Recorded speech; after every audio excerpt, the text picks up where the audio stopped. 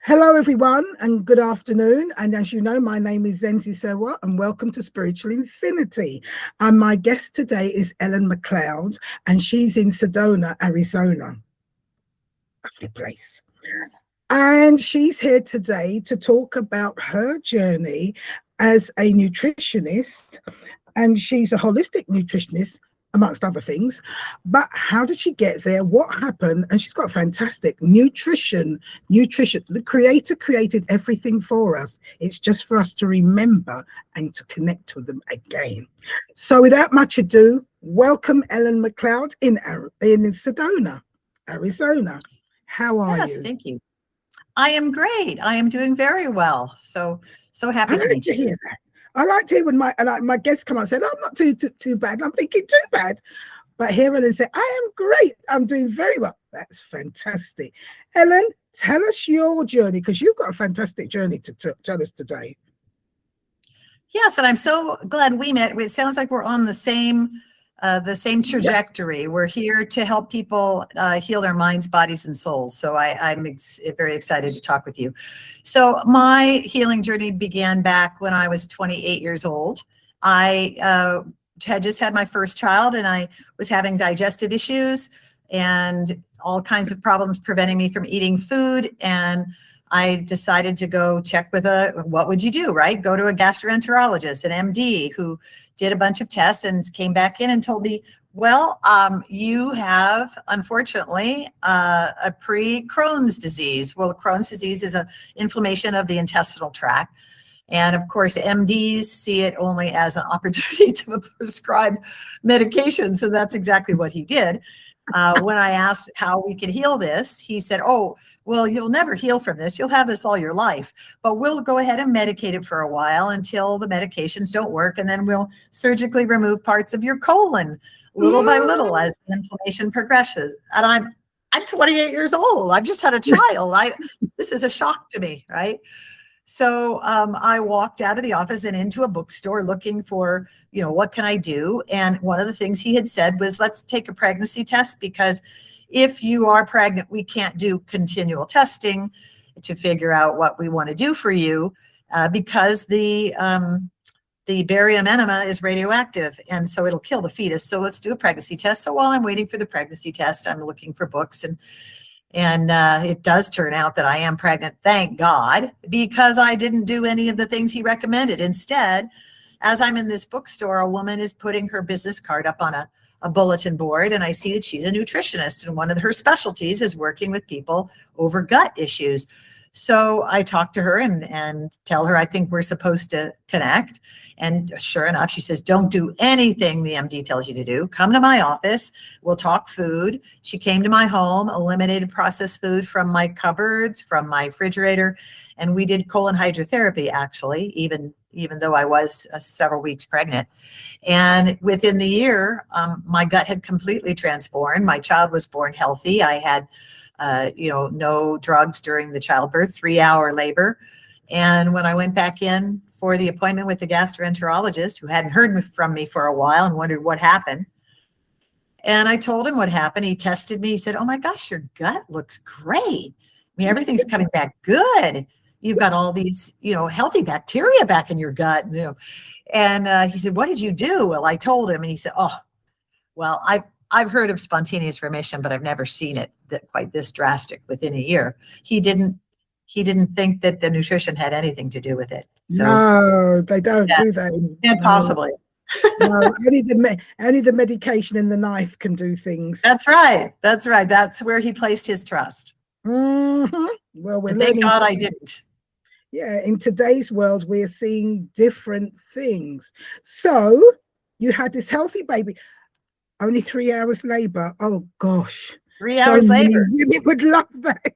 Over 9 pounds, right? So this baby was almost 10 pounds. 3-hour labor.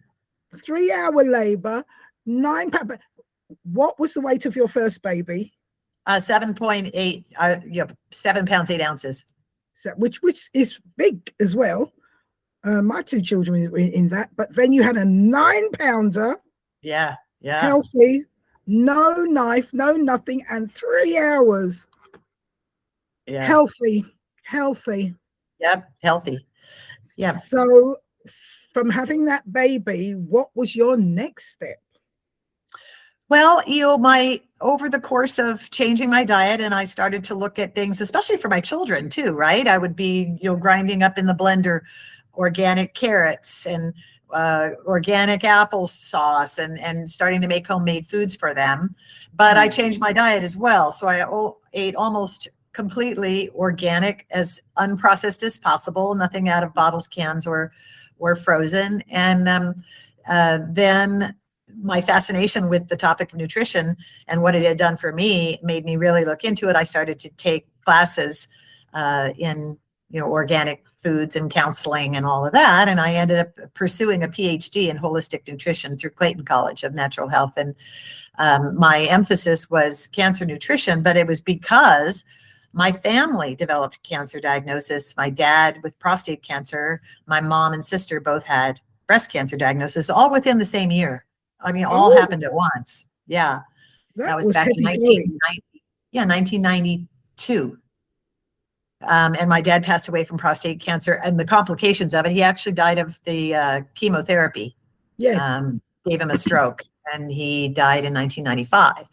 So I was just so fascinated with what could have possibly been done had he gone a natural route, that I pursued this nutrition degree, and then walked into a printing shop to print my business cards.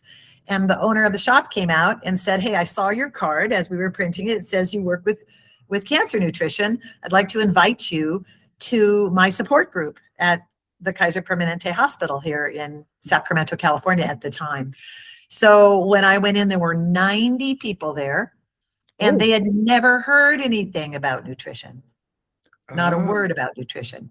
So from those original 90 people, I ended up developing a very strong practice and focusing on cancer and starting free support groups once or twice a week in my office. And that's how I ended up working with people with life-threatening illness, which is the topic of my book, is 20 of these clients' journeys through their illness and their healings, not all of which were physical healings. Some of them were emotional and spiritual healings. We could talk about that a little later too. Well, let's talk about that now, because I love in the background, it's got, "It takes more than carrot juice." Yeah, because that is about our illnesses. Is not just things that happen because of our nutrition. It's also what goes on in our mind, our stress, our trauma, which is leading into what I'm going to say to you now, because as you just said, it's not all just about nutrition, it's what goes on in the mind. So how did you come to that path? Well, over the course of working with these clients, I could see that they had one common thing. Many of them had different paths of healing. Some of them went to the Gerson Clinic in Tijuana, Mexico. Some of them decided to go to the Loma Linda University and work with proton therapy. Some of them decided to do holistic vegan diets at home. But all of them had some sort of block, emotional, traumatic, or relationship block that was preventing them from seeing life clearly, and therefore they were harboring it in their body. And this all came out during our support groups. People would end up revealing that they hadn't healed a relationship with an ex-spouse, that they'd never forgiven their parents and didn't go to their funeral, that their children were estranged, that they were angry at their job and they hated what they did. All of these things that came out, and as the ones who were more open were able to release that and really look at that and transform that, those are the ones that did the most transformational healing. Yeah. And some of them who healed their relationships, quit their jobs. Yeah. And as I'm hearing you, again, emotions is energy.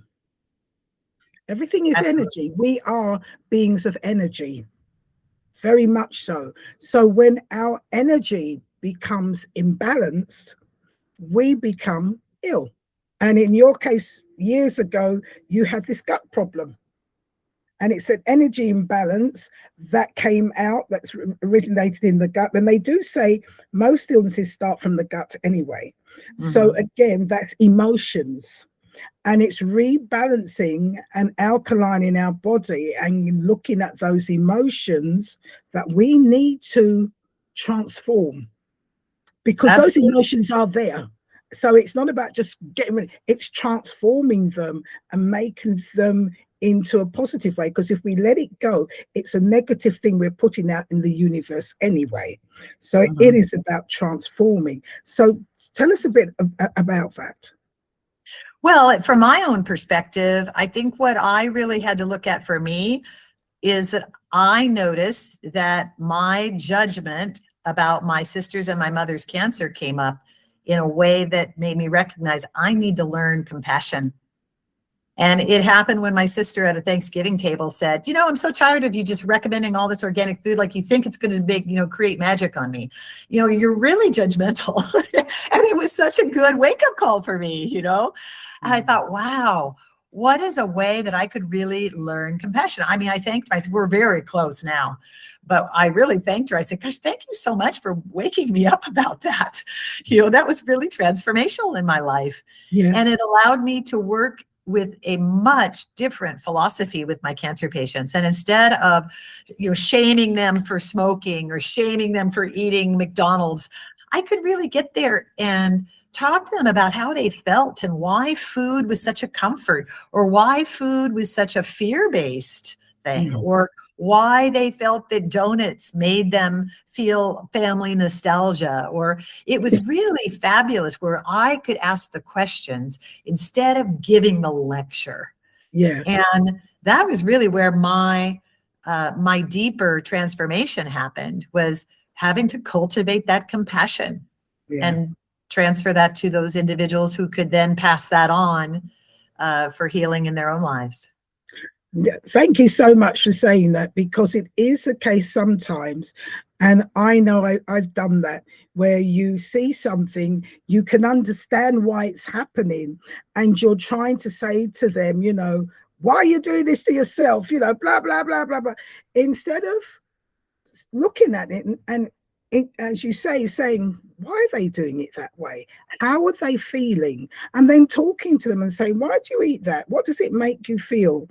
And, you know, probably looking at it in a different, helping them to look at it in a different way, rather than bombarding them and lecturing them. That is all true. Yeah, well, I'll give you an example. One of my clients was saying, oh my gosh, my husband and I met at a bar in Puerto Vallarta over margaritas. And so we just have this bond about drinking a margarita every night on the patio.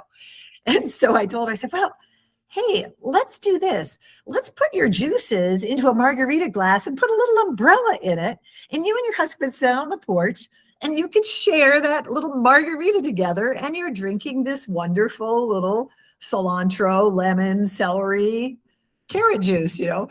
And so, you know, trying to recreate. So what does food mean to you? And to her, it meant connection, this margarita, right? Yes.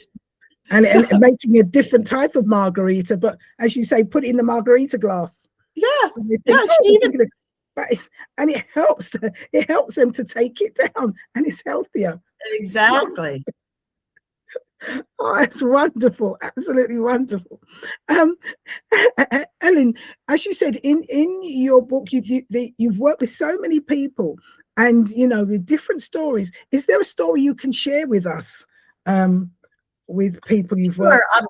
You know, I just did a book signing. The book is just about to come out. There, I was just flagged. I don't know if I mentioned that to you on our pre-interview, but it was just flagged because the word healing was in the title. Yes. So just before we started this recording, you were saying, yeah. Amazon is making me pull everything in the book that has the word healing in it, because that's only a word that MDs can use. I'm a PhD, so only MDs can use that. I can't use cure, healing, diagnosis. I can't use any of those words. So I've got to pull all that out of the book, which is yeah, so fascinating. But I will tell you about a woman, because we just had this book signing on Friday night, and I decided to read that chapter And it's a story of a woman who came to me at 70. And she seemed like she had a beautiful life. She had these 3 amazing grown children that came with her. She lived in this gorgeous home. She was had a very deep friendship, very strong spiritual connections with her church. She'd been married for 40 something years.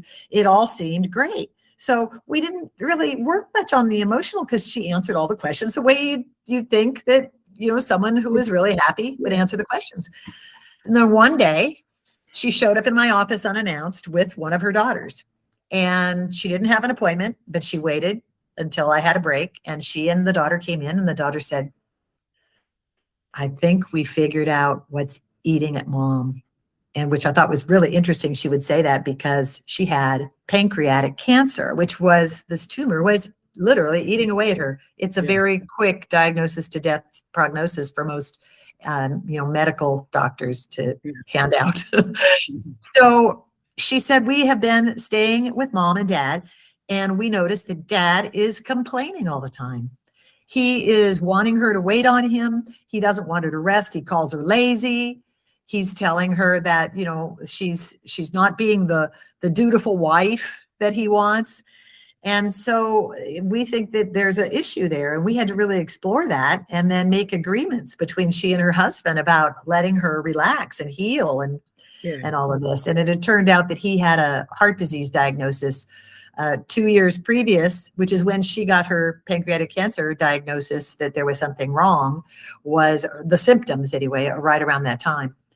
So she just totally changed her life because I asked her what her goal was. And she said, I love my grandson. I really want to see him graduate high school. He's going to graduate in 2 years. We're helping him with his private school tuition. We'd love to see him go to the college of his choice. And so we made that her goal. And we started putting a whole list together of all the things that she could do to help pass on this wonderful legacy that she had of love and cooking and family holidays and genealogy books and photographs, so that she really felt like her family could live without her. And that's exactly what happened. She lasted another 2 years. She walked 2 miles every morning. She only stopped a few days before she actually passed. And she got to see him graduate, and she got to see him get a full ride academic scholarship to Santa Clara University. Wonderful.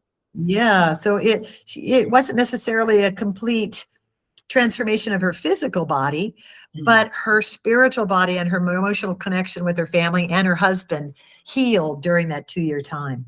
And was able to take her a bit further.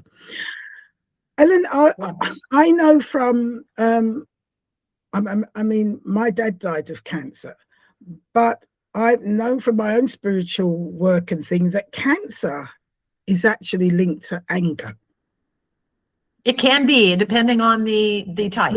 Pancreatic cancer is linked to the loss of the sweetness of life. Actually. Well, again, if a loss to that life and you become angry with it. And what I understand being cancer is anger, but then it's what type of anger. It affects the different bodies. Prostate is generally a man's thing, so it's their manhood and things masculine. And then you've got different parts, which then is anger, but in a different way. But also when you have a heart problem, and the heart is emotions. Emotions, locked emotions. And here, what I'm hearing is that this woman, you found out that this woman was carrying anger because of the way her husband was referring to her. And it was like he wasn't recognizing what she brought to the table, how hard she was working.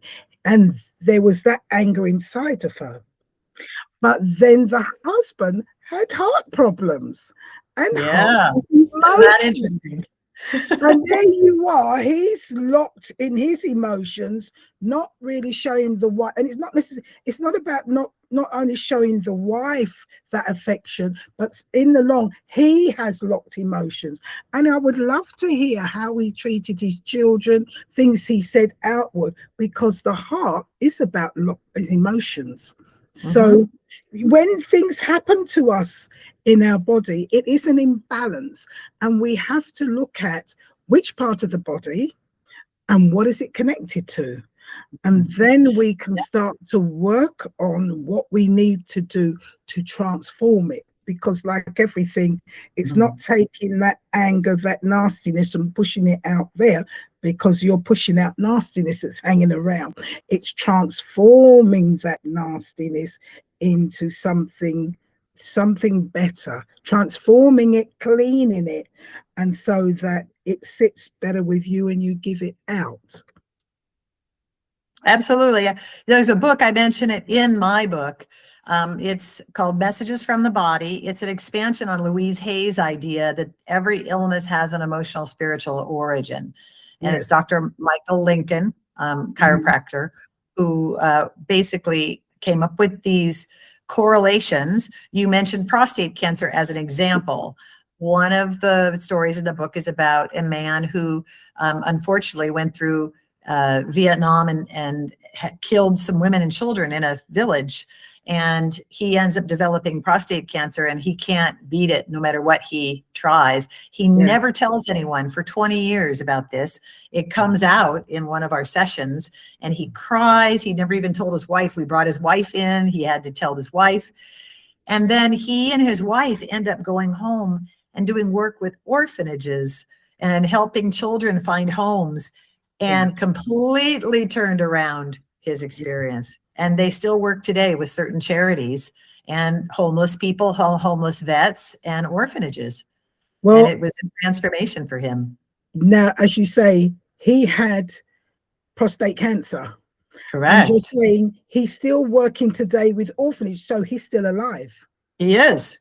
He's still alive, still working, still going. So therefore, transforming that anger he probably felt as a man, this is what he's done to these women and children, as a man who are supposed to be protective, of the family. They're the macho, the provider. And here, this is what he did to that. And that is manhood. As a man, he didn't do what he was supposed to do as a man, and that resulted in the prostate cancer. And finding out what it was that he was carrying the anger about, he's now gone about and changed that anger within him to do work to make up for, to make up and change it, and therefore change that whole situation within him. And no doubt that cancer is in remission, because it was an imbalance in his system, and he rebalanced his system. He found out where it was, with I'm sure with food as well, looking at what he ate and so, but then he took the action. Exactly. But I'll tell you that his biggest transformation, he had to forgive himself. Yes.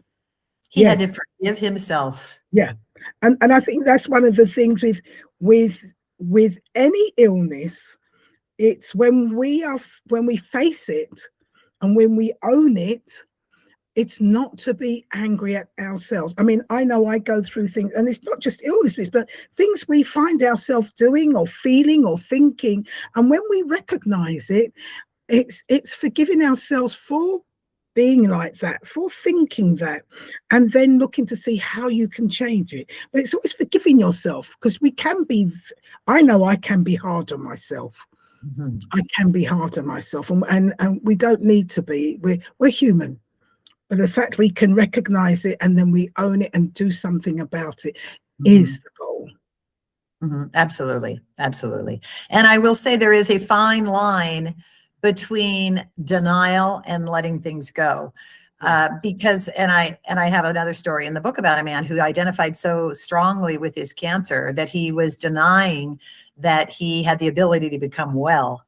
And I think that we really have to look at, what is the deeper cause, the inner trauma, the childhood core belief. And we do a lot of work with that in the support groups. And usually it's one or two people at a time, because we only have an hour and a half for these groups. And we try to find, where in your childhood were you told you were worthless? Where in your childhood did you buy into that you were never going to be smart enough, that you were never going to be pretty enough? And so we have to really look at that and let people process that right there in the meeting, which helps everybody else in the meeting, so that they can really heal it. Yeah, and as you said, it helps everybody else, although that everybody else may not have the same anger, trauma experience.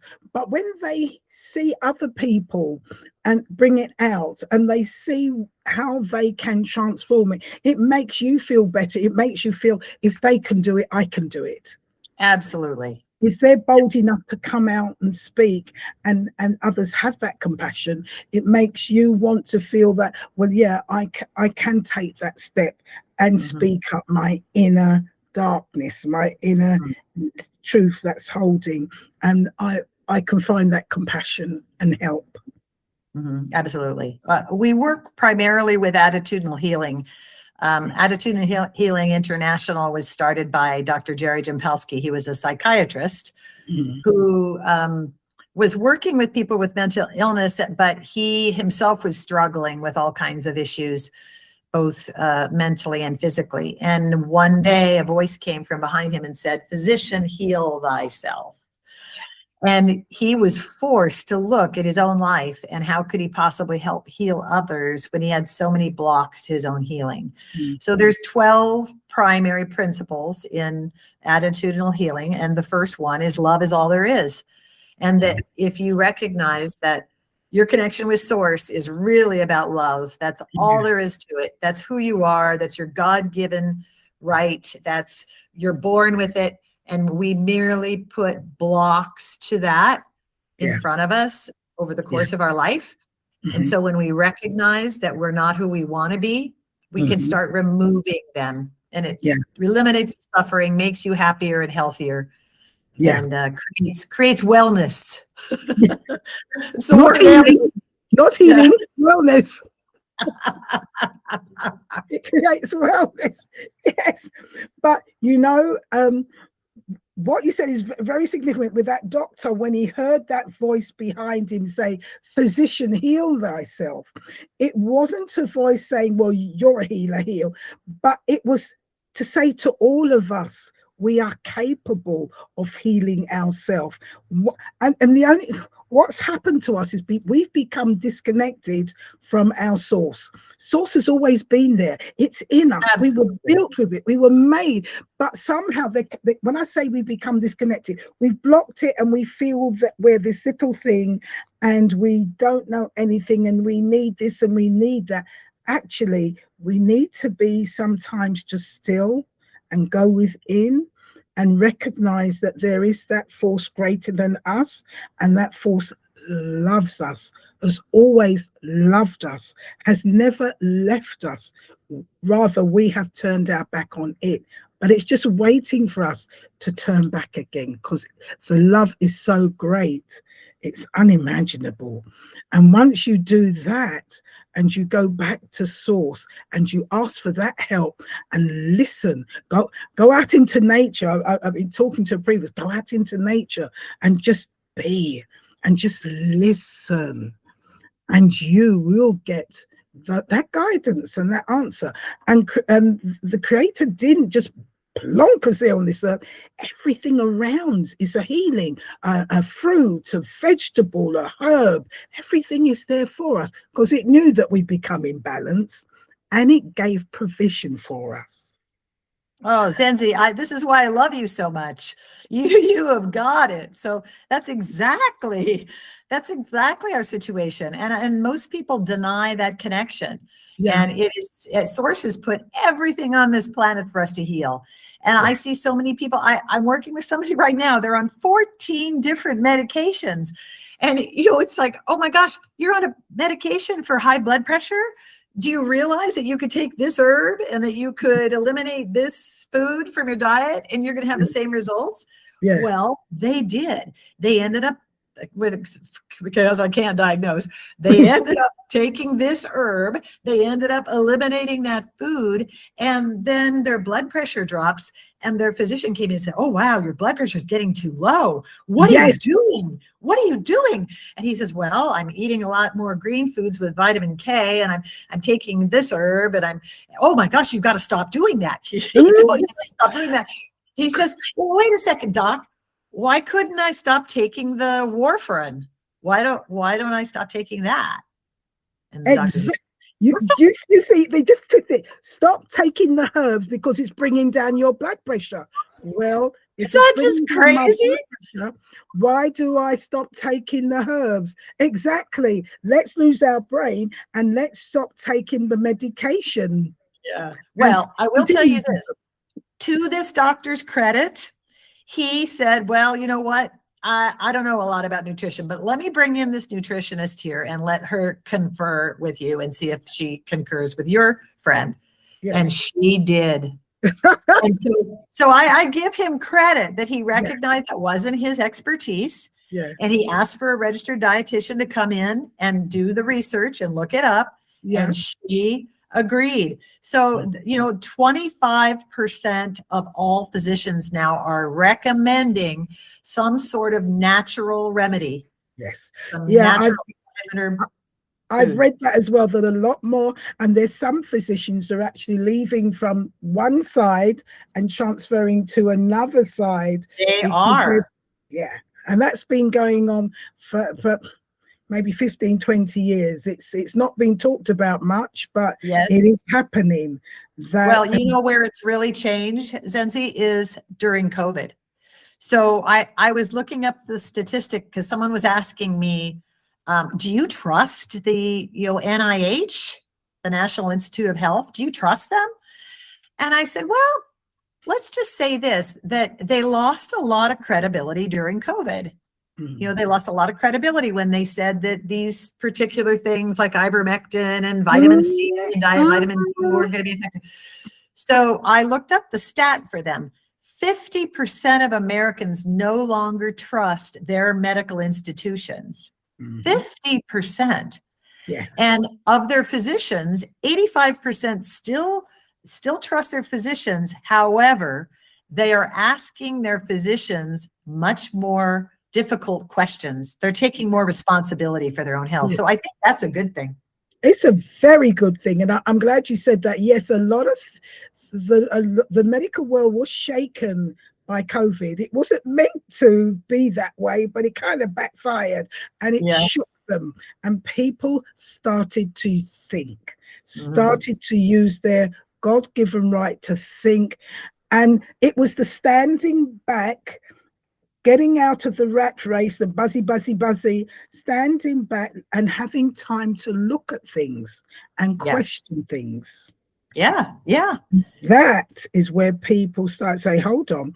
And then since then, a lot more things. I mean, even on your TikTok or YouTube, you're seeing a lot more natural doctors and nutritionists coming out with different things that they can do, with ginger and with turmeric and with cinnamon and with garlic and this herb and that herb and, all the different things that are always there. And you think, oh, wow, very easy to get a hold of and very easy to administer, to take, to put together. Well, and even in the medical journals, JAMA, Journal of American Medicine, and PubMed, they're publishing all kinds of studies now showing how effective vitamins and herbs are. So, and foods, right? I had a registered dietitian from a hospital question me because she came to a lecture at a holistic bookstore, and I was talking all about medicinal mushrooms, not psilocybin-based mushrooms, but mushrooms like cordyopsis and shiitake and maitake and things and their healing properties. And she came up to me afterwards and says, I want you to show me some proof. I want you to show me some research on that. I've never heard of this. And I said, okay, give me your email and I will send you over some articles. Do you know that mushrooms, especially reishi, shiitake, cordyopsis, lion's mane, are some of the most researched foods ever? I mean, there are hundreds of articles showing the effectiveness. Very quietly. She had to stand to be corrected, right? And I said very quietly because there's hundreds of articles, but do you know about them? Yeah. Right. It's only if you're in a certain field that you're awakened to these and you can read them. Yeah. But there are a lot of things that the medical and the institutes have looked into and got very positive results that are not widely advertised. And I wonder why. Well, and even physicians will admit to you that they've had very limited training in nutrition. And many are waking up and realizing that I just saw a film yesterday by the guy who did the film for Plandemic. And he interviews a lot of physicians who didn't realize that their medical schools were being paid for by pharmaceutical companies. So no wonder you get less than 2 weeks of nutrition training during your 4 years. Yes. Of graduate work. Yes. And why sometimes the pharmaceutical companies encourage you and give you extra incentives to push their medication. Yeah, exactly. Hence my look. Right. So now we're waking up to this nutrition, and it's fantastic. So, Ellyn, I know you've written that book. And I did mention it before. I love up there. It takes more than just carrot juice, and it's not just about the juice. It's about your thinking, and it's about that whole eating. Correct. Let me just say this. You talked about organic, and I know with my father, when he was diagnosed with prostate cancer, I said to him, what do you want to do? He says, I'm going to fight it. And shoulder to shoulder, I walked with my father. And that was in 2014. And they gave him to the end of 2014. They said, depending on your mind, it could take 9 months, a year, we've given you. I got my dad to the end of 2016. And that was through nutrition. And right. He kept on cheating. So we kept on having to change till in the end we couldn't change anymore. And that sadly he went. But I mean, initially we went down from his PSA level was like 8,000.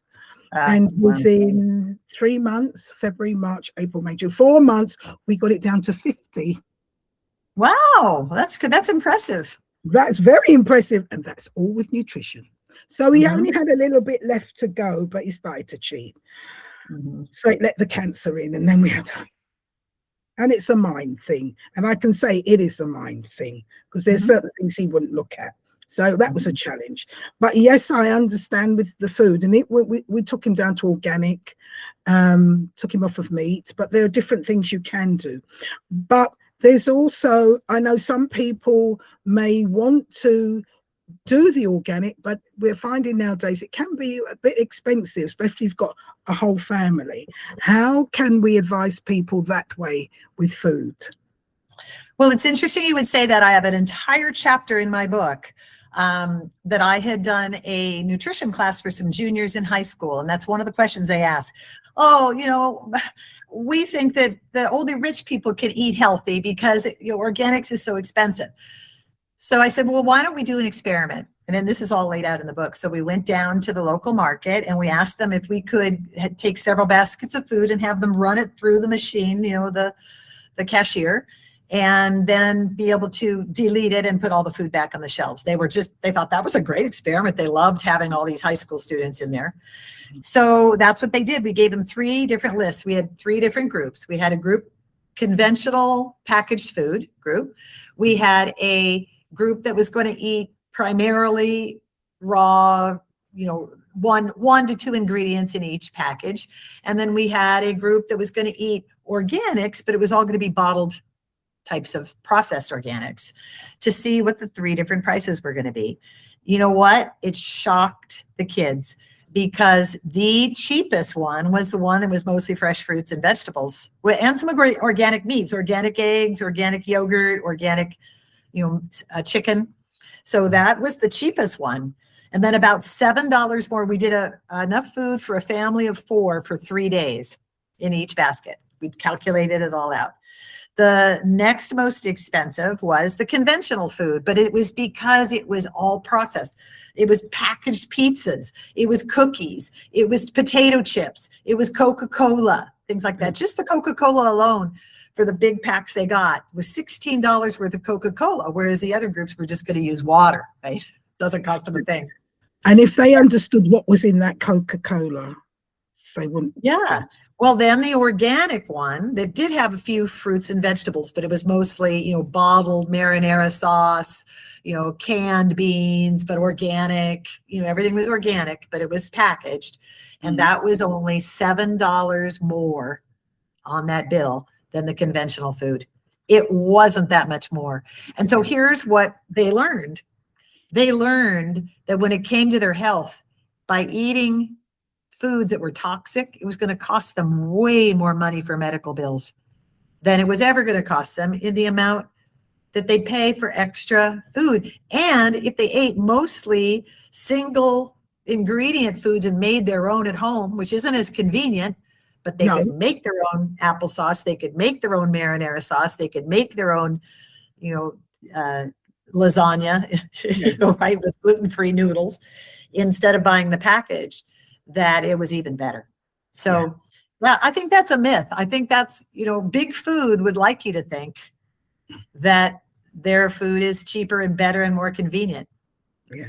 And I think what people also need to understand is that when you eat organic, it gives you the nutrients naturally that fill you up, because your body actually, when you get hungry, is hungry for the nutrients.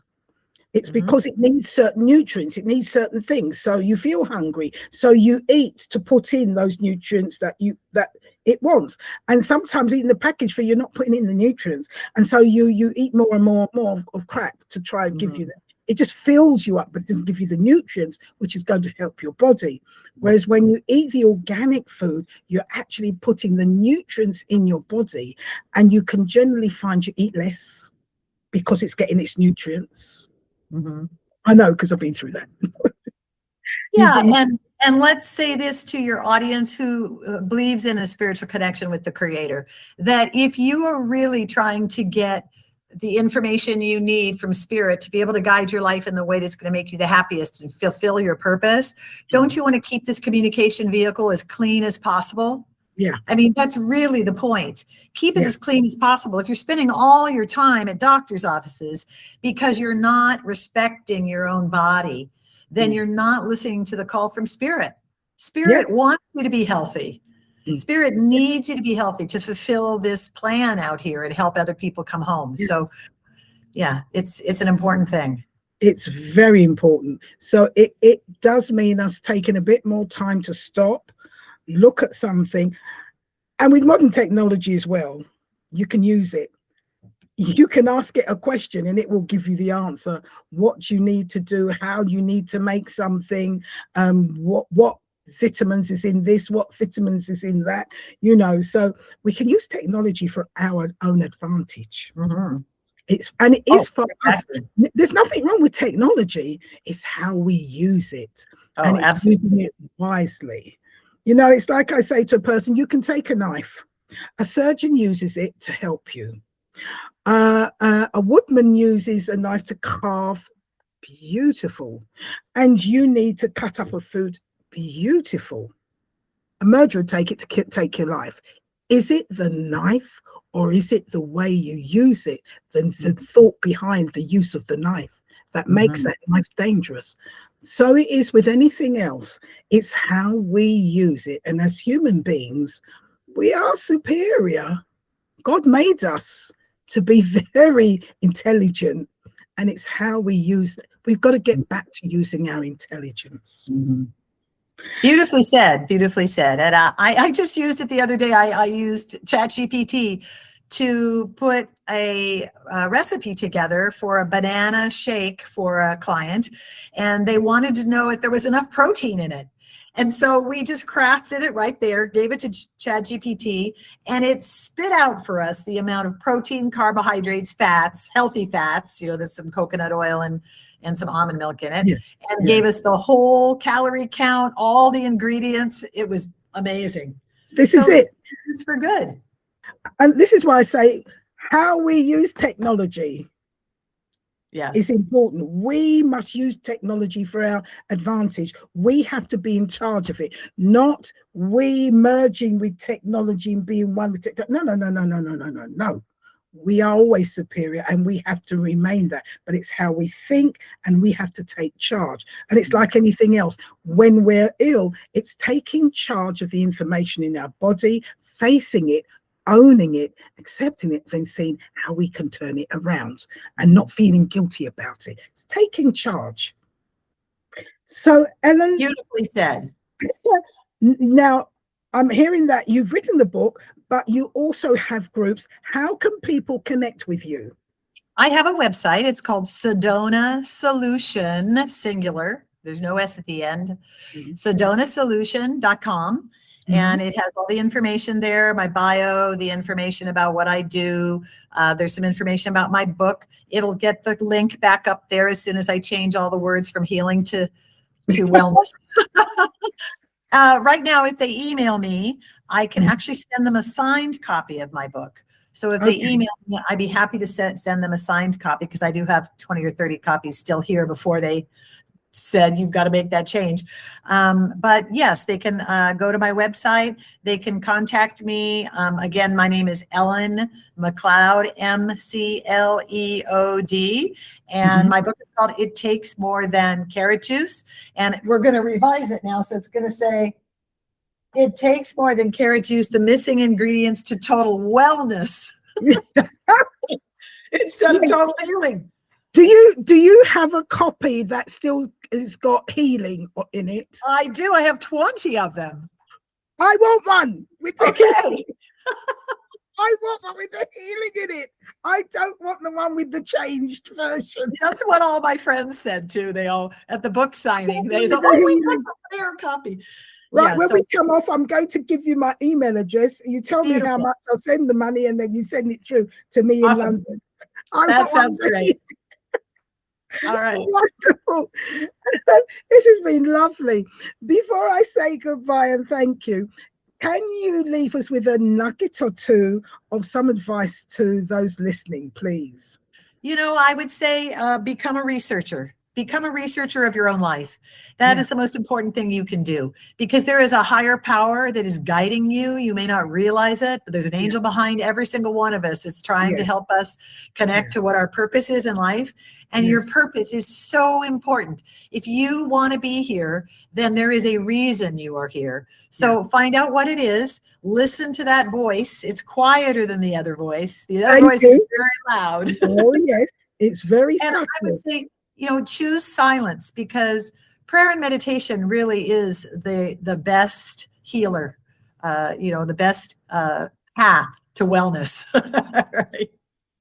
You're absolutely right. Yeah, we and I before I had you, I had somebody else talking, and the same thing. It was coming out all the time. That silence and going out into nature. Try and go into nature, ground yourself, get some morning sunshine, get your feet on the grass or the dirt, get in and garden. Yes, take your shoes off, take your socks off, and just put your feet on that earth. It's so simple. Go into your garden. It's so easy. And even if it's just 5 minutes, 10 minutes, just ground and let Mother Earth really reconnect. And Ellyn is quite right. I have to be able to, I can be quite lazy. I've got a friend who's a nutritionist, so I always ask questions. But as I'm getting older, I am finding that we do need to take ownership and do some of our own research and looking into things. It does pay off. It does. There is no magic bullet, and there is no guru. Your guru is your inner guru, your connection to source. That's right. Listen to the creator guru. Stop listening to all the chatter on the internet. Thank you. So true. Listen to the creator, reconnect. And you don't need anybody. You just need to sit in silence and say, Heavenly Lord of all love, of unconditional loves, I reconnect to you. It's so easy.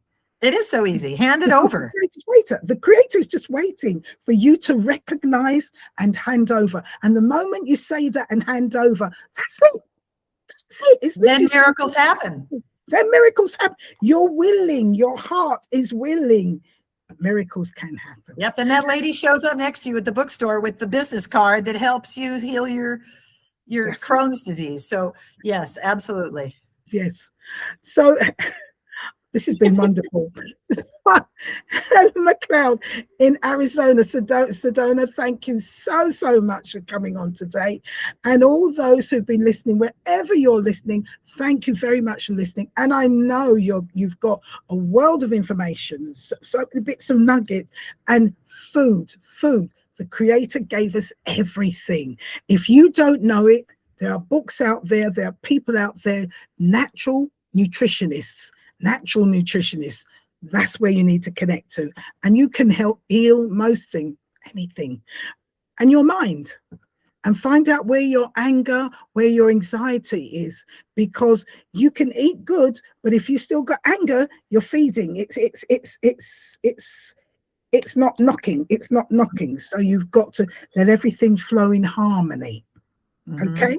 Absolutely. So, well, thank you, my dear. It's been an absolute pleasure. Ellyn, thank you so much. And to everybody, bye for now. Thank you. Bye, everyone. Happy healing. Happy